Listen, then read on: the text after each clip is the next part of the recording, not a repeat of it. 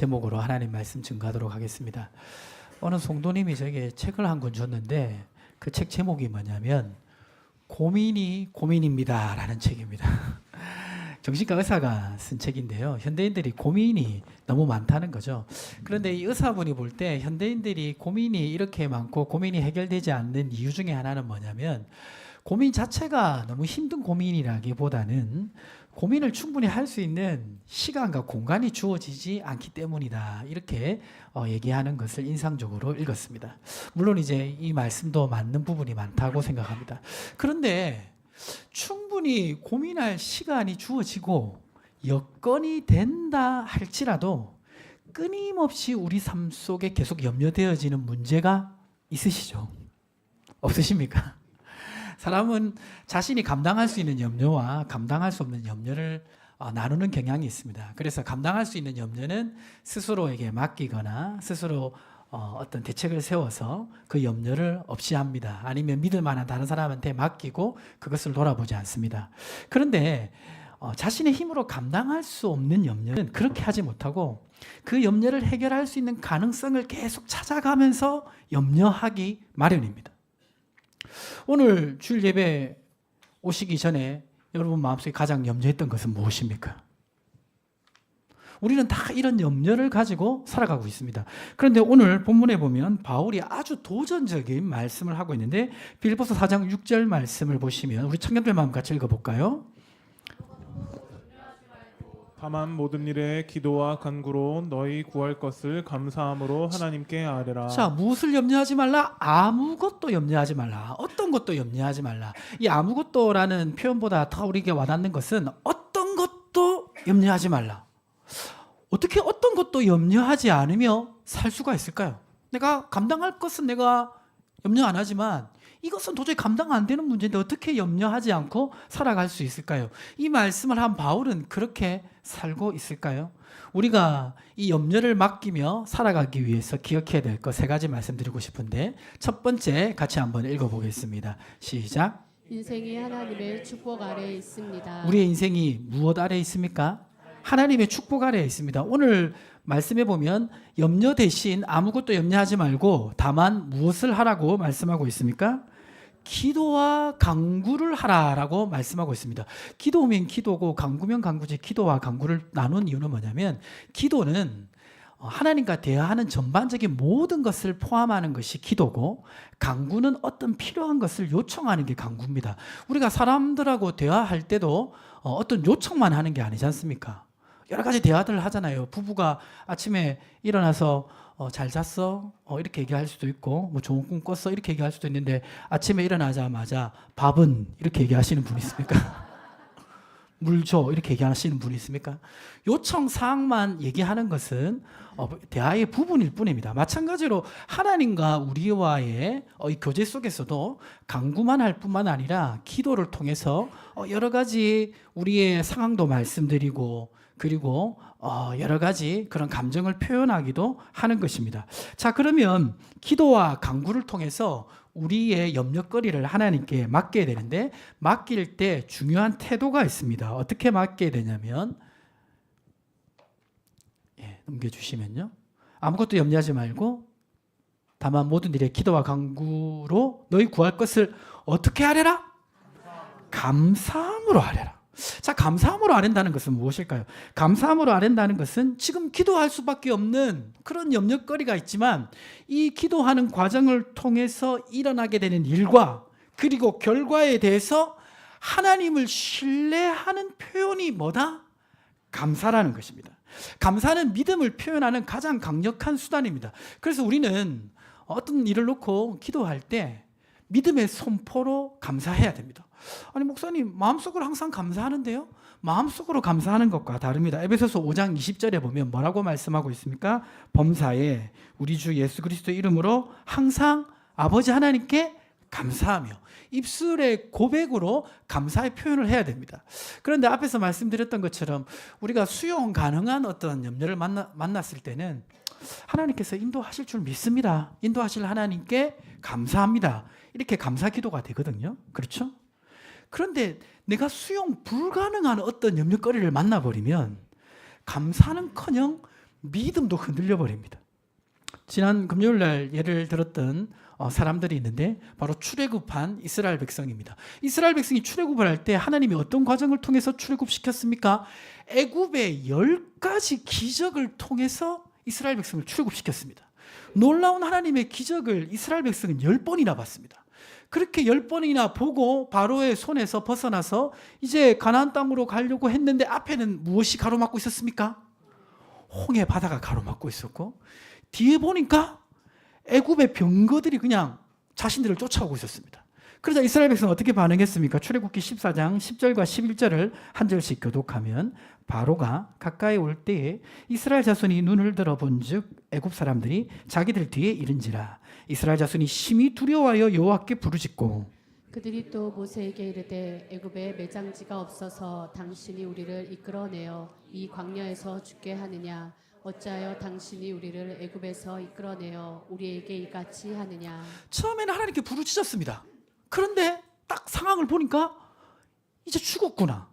믿음이 무너지면서 이 상황에 완전히 빠져버린 이스라엘 백성은 이 광야에서 우리를 죽게 하느냐 원망했고 12절에 보면 차라리 애굽에서 그냥 종노를 하는 것이 낫겠다라고 말하면서 이 상황 속에서 하나님을 신뢰하는 신뢰가 사라져버렸습니다.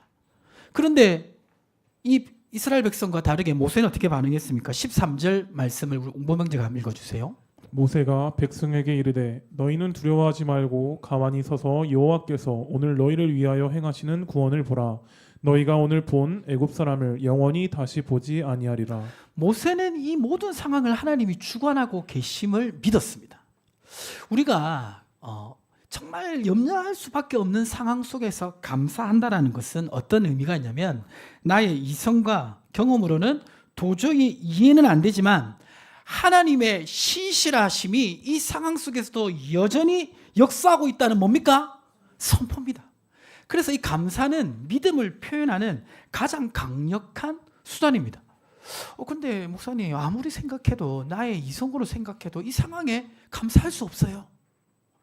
여러분 지금 여러분 생각할 때 가장 감사할 수 없는 사건이 무엇입니까? 마음을 불편하게 하는 사건. 생각만 하면 그냥 화가 나고 그냥 막 짜증이 나는 사건 다 있으시죠? 있으시잖아요. 없는 것처럼 저를 바라보시는데 다 있잖아요. 저도 있는데 저 어저께 밤에 새벽 3시에 잠을 깼습니다. 갑자기 우리 막내가 토사강난이 일어나가지고 예, 갑자기 깨가지고 잠을 많이 못 잤는데 그 순간 제가 바로 믿음을 선포했습니다. 하나님 감사합니다. 근데 이 정도는 할 수 있죠. 그러나 정말 감당할 수 없는 문제가 우리 속에 왔을 때는 감사하기가 쉽지가 않습니다. 그러나 이 감사는 우리의 감정이나 우리의 어떤 경험이나 판단을 가지고 감사하는 게 아니라 하나님의 신실한 말씀을 믿는 믿음으로 감사하는 것인 줄 믿으시기 바랍니다. 에베소서 1장 3절과 4절에 보면 이렇게 되어 있는 한 절씩 교독해 보겠습니다. 찬송하리로다 하나님 곧 우리 주 예수 그리스도의 아버지께서 그리스도 안에서 하늘에 속한 모든 신령한 복을 우리에게 주시되 곧 창세전에 그리스도 안에서 우리를 택하사 우리로 사랑 안에서 그 앞에 거룩하고 흠이 없게 하시려고. 저기 보니까 하나님께서 하늘에 속한 모든 신령한 복, 이 말이 좀 어려운데 쉽게 말하면 하나님께 속한 모든 복을 주시기로 언제 결정했다?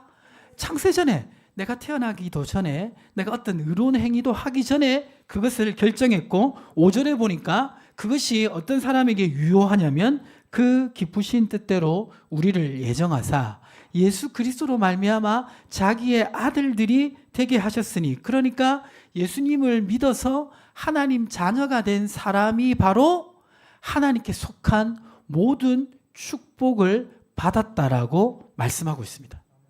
그러니까 우리 인생 전체가 내가 살아가는 이 세상의 인생뿐만 아니라 영원토록 우리는 하나님의 축복 아래 살아가는 사람이 되었는 줄 믿으시기 바랍니다. 그래서 이런 축복을 주신 이유가 뭐라고 말씀하고 있냐면 에베소서 1장 6절 보시면요. 1장 6절을 우리 여성 성도님들이 말씀하겠습니다. 이는 그가 사랑하시는 자 안에서 우리에게 거저 주시는 바 그의 은혜의 영광을 찬송하게 하려는 것이라. 그러니까 우리 인생의 모든 일들이 이런 일도 있고 저런 일도 있지만 하나님의 영원한 구원 계획 아래에 있기 때문에 어떠한 일도 그 결론이 최종 목적이 무엇하기 위함입니까? 하나님을 찬양하게 하도록 섭리하신다는 것입니다. 아멘이십니까? 그래서 야고보서 5장 13절에 이렇게 얘기하고 있는 것이죠. 너희 중에 고난 당하는 자가 있느냐? 그는 기도할 것이요. 즐거워하는 자가 있느냐? 그는 어떻게 한다? 찬송할지어다. 고난이 있을 수밖에 없어요. 그러나 기도할 수밖에 없습니다. 그러나 결론은 뭡니까? 하나님을 찬양하는 찬양이 되어지는 줄 믿으시기 바랍니다. 그래서 지금 홍해 앞에 있는 이스라엘 백성도 하나님의 최종 결론은 뭡니까? 홍해가 갈라지는 것이었습니다. 홍해가 갈라지자 갈라진 홍해를 건너가면서 이스라엘 백성은 하나님을 찬양했습니다. 정말 인생에 이해되지 않는 모든 고난을 당한 사람 욥은 질병과 자녀가 죽고 부인이 떠나고 모든 재산을 잃어서 마음에 낙심이 되고 정말 하나님을 원망하는 그런 생각도 가지게 되었는데 욥이 최종적으로 이 고난의 시기를 다 지나고 보니까 이 모든 과정을 통해서 하나님의 은혜를 경험했습니다. 그래서 욥은 어떤 결론을 얘기하고 있습니까? 야고보서 5장 11절 말씀 같이 한번 읽어보겠습니다. 보라, 인내하는 자를 우리가 복되다 하나니 너희가 욥의 인내를 들었고 주께서 주신 결말을 보았거니와 주는 가장 자비하시고 긍휼히 여기시는 이시니라. 주께서 주신 결말이 뭡니까? 가장 자비하시고 긍휼히 여기시는 하나님을 이 고난 속에 만났다는 것이 바로 욥의 결론인 것입니다. 그렇기 때문에 우리는 정말 염려할 수밖에 없는 상황 속에서 기도할 때 감사함으로 기도한다는 것은 바로 어떤 선포냐면 우리가 감사함으로 기도하는 것은 바로 이러한 하나님의 구원 계획 속에 모든 일이 합력하여 선을 이룬다라는 선포인 것입니다. 아멘이십니까? 그래서 이 선포를 할 때 우리의 믿음이 지켜집니다. 우리의 마음이 지켜집니다. 지금 머릿속으로 한번 생각해 보십시오. 생각만 해도 짜증나는 그 일, 나를 화나게 하는 그 일, 생각만 하면 눈물 나는 그 일, 그 일을 통해서 하나님 역사하실 줄 믿습니다 라고 선포하시기를 주님을 축복합니다. 이럴 때 우리는 염려 대신 평강을 누리는 삶을 살 수가 있는 것입니다. 두 번째, 우리가 염려하지 않고 평강을 누리기 위해서 기억해야 될 것은 무엇입니까? 무엇이죠? 요청이 전달되게 해야 합니다. 우리 옆에 계신 분에게 그렇게 한번 외치겠습니다. 요청이 전달되게 해야 합니다. 빌립보 4장 6절 7절 보니까 아무것도 염려하지 말고 다만 모든 일에 기도와 간구로 너희 구할 것을 감사함으로 하나님께 어떻게 하라고 했죠? 아뢰라고 했습니다. 이 한글 표현만 보면 아뢰다는 게 그냥 전달한다라는 의미로 생각되어질 수 있습니다. 근데 전달한다라는 의미보다 좀 더 정확한 것은 뭐냐면 우리가 필요한 것을 하나님이 아시게 하라, 이해하시게 하라. 우리의 요청 사항을 하나님이 어떻게 하시게 하라? 납득하게 해라. 이런 의미가 있습니다. 그러니까 단순히 전달하는 것과 납득하는 것은 다릅니다. 우리가 살아가다 보면 자녀들에게 많은 요구사항을 전달받습니다. 우리 부모님들 그러시죠? 끊임없는 요구사항을 전달받습니다. 저도 수없이 전달받아요. 그러나 전달받는다고 해서 다 제가 납득이 되는 게 아니죠. 아무리 얘기를 해도 납득이 안 되는 것은 거절입니다. 그렇지 않습니까? 마찬가지로 하나님은 우리의 모든 기도와 간구를 어떻게 하십니까? 들으세요. 근데 모든 것을 하나님이 납득하시는 것은 아니십니다. 근데 오늘 지금 기도와 간구로 아뢰라고 했을 때는 단순히 전달이 아니라 납득하게 하시라는 의미가 있습니다. 자, 그러면 납득되도록 하기 위해서는 어떻게 기도해야 될까요? 납득되게 기도하기 위해서는 먼저는 정직하게 기도해야 돼요. 나의 상황을 솔직하게 가장 진실하게 하나님께 기도해야 됩니다. 그리고 또 어떻게 기도해야 되냐면 꾸준히 지속적으로 기도해야 됩니다. 우리도 어떤 사람들의 요구사항을 들어줄 때 누군가가 진실하게 꾸준히 얘기하면 설득되기 시작합니다. 마찬가지죠. 하나님과의 관계도 그렇습니다. 꾸준하게 진실되게 기도해야 됩니다. 그래서 예수님은 기도할 때 어떻게 기도하라고 말씀하셨냐면 누가복음 18장 1절을 우리 청년들이 한번 읽어보겠습니다. 예수께서 그들에게 항상 기도하고 낙심하지 말아야 할 것을 비유로 말씀하여 항상 기도하고 뭐 하지 말아야 된다? 낙심하지 말아야 된다. 하나님이 안 듣고 계신 게 아니에요. 듣고 계세요. 납득이 아직 안 되었을 뿐입니다. 항상 기도하고 낙심하지 말아야 됩니다. 누가복음 17장 7절과 8절에서도 기도할 때 우리가 기억해야 될 것을 말씀하고 있는데, 하물며 하나님께서 그 밤낮 부르짖는 택하신 자들의 원한을 풀어주시지 않겠느냐. 하나님도 그 기도 응답하기를 원하신다는 것입니다. 근데 문제는 어디 있냐면 8절 같이 한번 읽어보겠습니다. 시작. 내가 너희에게 이르노니 속히 그 원한을 풀어주시리라. 그러나 인자가 올 때 세상에서 믿음을 보겠느냐 하시니라. 주님은 듣고 계시고 납득되면 해주길 원하시는데, 문제는 우리가 믿음이 별로 없다는 겁니다. 조금 기도해보고 그냥 안 되는구나 자포자기할 때가 많다는 것입니다. 그래서 진실되게 지속적으로 우리는 기도하고 간구하면서 우리의 요청 상황을 하나님께 전달할 뿐만 아니라 납득되도록 해야 됩니다. 그럼 여기서 이런 질문이 있습니다. 목사님, 그러면 하나님이 납득하셨는지 안 하셨는지 제가 어떻게 알아요? 이런 질문을 할 수 있겠죠? 자, 하나님께 우리의 요청이 전달되었을 때 나타나는 결과가 있는데, 그 결과가 뭐냐면, 우리의 요청이 하나님께 전달됐다는 것을 아는 방법은 뭘까요? 1번, 천사가 나타나서 응답되었다고 말해준다. 근데 우리가 천사를 보기가 쉽지가 않죠. 그렇죠? 두 번째, 갑자기 뭐 길을 가거나 우연히 현수막을 보거나 책을 보다가 갑자기 응답이라는 글자가 나왔다. 이거 하나의 응답 주시는 사인이다. 세 번째는 문제가 해결되는 꿈을 꾼다. 4번은 평강이 주어진다. 답은 어디에 있냐면 빌립보서 4장 7절에 있습니다. 4장 7절 같이 한번 읽어보겠습니다. 시작. 그리하면 모든 지각에 뛰어난 하나님의 평강이 그리스도 예수 안에서 너희 마음과 생각을 지키시리라. 가장 확실하게 하나님이 나의 기도를 응답했다라는 그 징표는 나에게 무엇이 임한다? 평강이 임한다는 거예요. 계속 걱정했던 건데 어느 순간 걱정이 아무리 떨쳐버리려고 해도 안 떨쳐졌는데 사라지면서 평강이 임하는 것입니다. 자, 근데 이 평강이 임한다는 것은 의미가 있습니다. 어떤 의미가 있냐면 우리 김유준 지사님 한번 읽어주세요. 나에게 평강이 주어진다는 것은 하나님이 함께 하신다. 하나님이 다스리신다. 하나님이 인도하신다는 증거입니다. 평강이 주어진다는 것은 하나님이 함께 하시고 인도하시고 다스린다는 바로 증표입니다.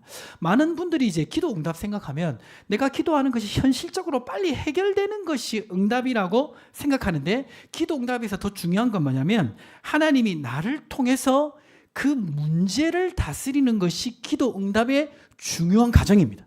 나를 통해서 무엇을 다린다? 무엇을 다스린다? 그 문제를 다스린다. 그럼 어떻게 나를 통해서 그 문제를 다스립니까?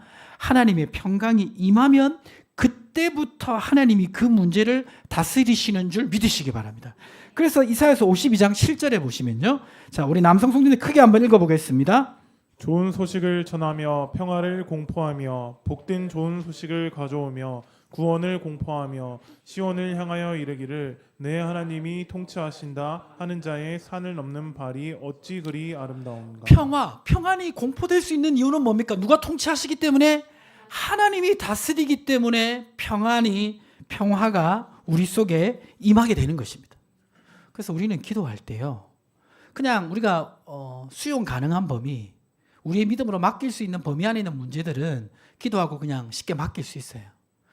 근데 기도해도 계속 염려가 되고 걱정이 되고 오늘도 내일도 모레도 잘 때도 밥 먹을 때도 생각되어지는 문제가 있으면 그거는 그냥 기도해서는 안 됩니다. 어떻게 기도해야 된다? 무엇이 올 때까지? 평강이 내 마음을 주장할 때까지 기도해야 되는 거예요. 작정하고 지속적으로 진실되게 꾸준하게 계속해서 간구해야 됩니다. 셀 모임할 때 기도 제목 내놓고 함께 기도해달라고 요청하고 그렇게 기도해야 됩니다. 금요일 때도 기도해야 되고 또 개인적으로 기도해야 되고, 감사한 것은 청년부에 기도회가 생겼습니다. 이번 주부터 일주일에 한 번 온라인 줌으로 수요일 저녁 10시에 그런 기도회 때 같이 기도하고, 그렇게 기도를 지속적으로 하면서 무엇을 내려놓아야 되냐면 내 생각을 내려놓아야 됩니다.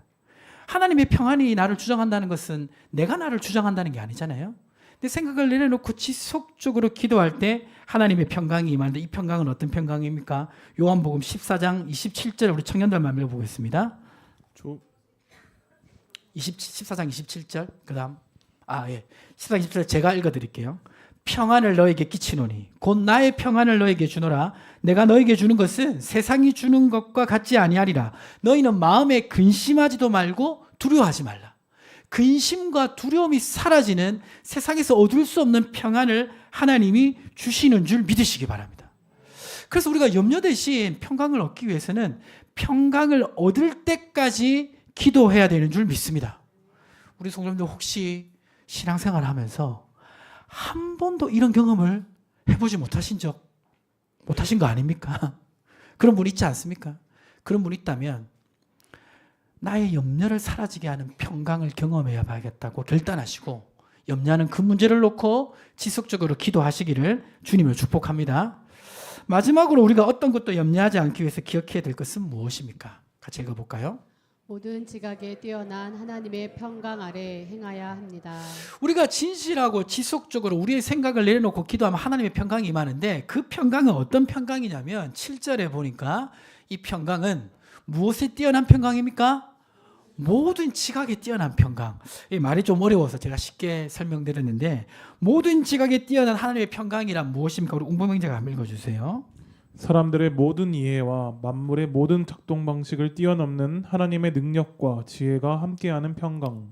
우리에게 이 하나님의 평강이 온다는 것은 어떤 의미가 있냐면, 우리는 세상에 돌아가는 모든 일을 다 몰라요. 그렇죠? 어떻게 그 문제를 풀어가야 될지도 모르고 앞날에 어떤 일이 일어날지도 모릅니다. 그 일을 해결할 능력도 없습니다. 그러나 하나님은 모든 것을 아십니다. 아멘이십니까? 해결할 수 있는 지혜가 있으십니다. 능력이 있으십니다.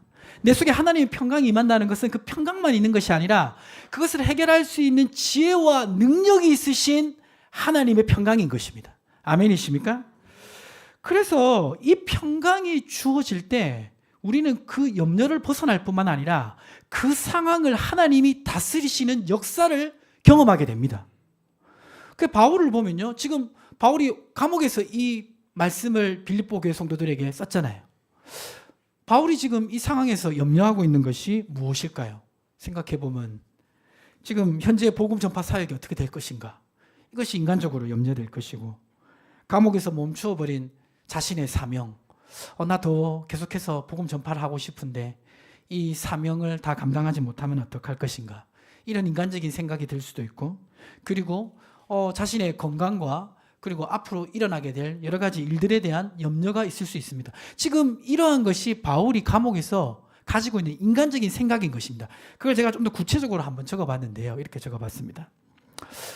내가 감옥에 갇혔는데 복음 사역이 위축되면 어떡하지? 그리고 지금 나를 시기해서 전도하는 무리들이 있는데 그 사람들 때문에 마음이 불편하다. 그리고 지금 감옥에서 나의 사명이 멈추어 버렸는데 감옥에 나가서 더 많은 사역을 감당하고 싶다. 그리고 자신의 현재 건강에 대한 염려 때문에 몸이 계속 약해지고 혹시 내가 사형 판결을 받으면 어떡하지? 지금 이게 바로 바울이 감옥에서 가지고 있는 인간적인 생각인 것입니다. 추론한다면 이런 인간적 생각을 바울도 했겠죠. 근데 이 인간적인 염려를 떨쳐버릴 수 있는 방법은 뭡니까? 지금 당장 감옥에서 나가야 이 문제가 해결되는 거예요. 많은 분들이 기도할 때 이렇게 생각할 때가 많습니다. 하나님의 평강보다는 지금 이 문제가 당장 해결돼야지 내 염려가 사라질 거라고 생각합니다. 근데 하나님이 일하시는 방법은 무엇입니까? 바울은 지금 감옥에서 나올 수 없었지만 감옥 속에서 하나님의 평강을 경험했습니다. 바울이 하나님의 평강을 경험했기 때문에 빌립보 교회 성도들에게 아무것도 염려하지 말고 다만 모든 일에 기도와 간구로 너희 구할 것을 감사함으로 하나님께 아뢰라. 그래야만 모든 지각에 뛰어난 하나님의 평강이 그리스도 예수 안에서 너희 마음과 생각을 지키시리라고 말하지 않았겠습니까? 본인이 먼저 경험한 것입니다. 자, 그럼 바울이 평강을 경험하면서 그 생각은 어떻게 바뀌었을까요? 이렇게 한번 정리해 봤는데, 복음 사역이 위축되면 어떡하지? 시기에서 전도하는 무리 때 마음이 불편할 수 있는데, 인간적으로 보면 하나님의 평강이 임하니까 어떤 깨달음이 왔습니까? 빌립보서 1장 18절 같이 읽어보겠습니다. 그러면 무엇이냐 거칠애로 하나 참으로 하나 무슨 방도로 하든지 전파되는 것은 그리스도니 이로써 나는 기뻐하고 또한 기뻐하리라. 하나님의 평강이 임하니까 주님의 눈으로 모든 상황을 바라보니까 복음이 전파 안 되는 게 아니라 오히려 전파되고 있다라는 것을 깨달았습니다. 그러면서 지금 이 인간적인 염려가 사라지고 하나님의 평강이 바울의 마음을 주장한 것이죠. 그리고 세 번째, 자신의 현재의 건강과 미래에 대한 염려는 어떻게 바뀌었을까요? 몸이 계속 약해지고 혹시 내가 사형 판결을 받으면 어떡하지? 인간적인 생각이 들었는데 기도하면서 하나님의 평강이 임하니까 무엇이 깨달아졌습니까? 빌립보서 1장 20절과 21절 한 절씩 교독하면 나의 간절한 기대와 소망을 따라 아무 일이든지 부끄러워하지 아니하고 지금도 전과 같이 온전히 담대하여 살든지 죽든지 내 몸에서 그리스도가 존귀하게 되려 하려 하나니 이는 내게 사는 것이 그리스도니 죽는 것도 유익함이라. 하나님의 평강이 임하니까 내가 지금 죽어도 유익하다라는 깨달음이 왔습니다. 그러니까 몸이 계속 약해진다. 사형 판결을 받으면 어떡하지? 인간적 생각이 아니라 내가 죽어도 그리스도가 존귀해지면 충분하다는 생각으로 그 마음과 생각이 지켜지는 것입니다. 그리고 두 번째로 감옥에서 멈추어버린 이 사명을 인간적으로 생각할 때 감옥에 나가서 더 많은 사역을 감당하고 싶은데 감옥에 갇혀서 어쩔 수 없는 이 상황이 안타까웠습니다.